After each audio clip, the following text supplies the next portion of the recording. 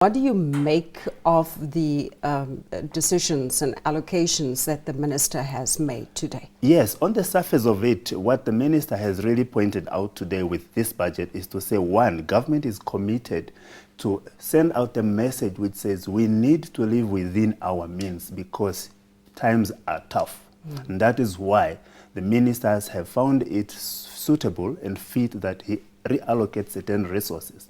But if you look in terms of where the largest chunk of this reallocation has gone, you can see that the largest chunk has gone to social sector, which basically means that government has identified or acknowledged that the masses are really going through an economic hardship unless government jumps in and cushion the majority citizens. Which basically also says that the masses at the end of the day are the ones that are actually affected the most. Exactly, which is why it makes a lot of sense for government to serve them first. So this 62% chunk that is going to social sector basically says that consumption or spending on education, on health, which is predominantly the spending of the masses, needs to be boosted and government has to jump in. This is basically what it means. So in a nutshell, this budget review is an affirmation from government to say that it is concerned with the social sector aspect of this economy.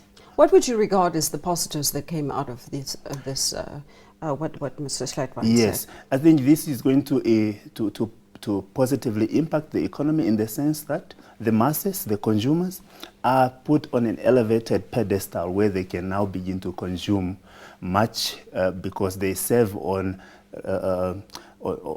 such expenditure such as education, health. The government has taken care of that, or it's going to lessen the burden to that, which is going to enable the masses or the citizen to free resources that they can spend to boost the economy. So that is one big positive that came out of this. And another one is that the confidence that this budget review has put out there is to say that government is aware of the economic hardship, and so they are promoting the savings culture or efficient allocation of resources. This is good for business and the confidence of the economy. We know that the competitiveness of our economy has come under pressure. Now, this statement helps to instill confidence in our economy. Our national competitiveness is declining due to a lack of innovation and structural reforms in core areas. Yes, the first one is very important to understand. Yeah.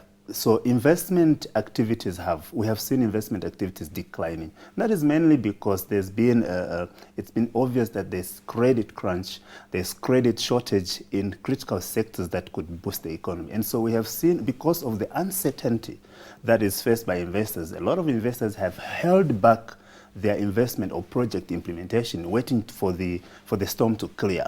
And in the process, that holding back has slowed down economic activities, and so we've seen investment not coming forth.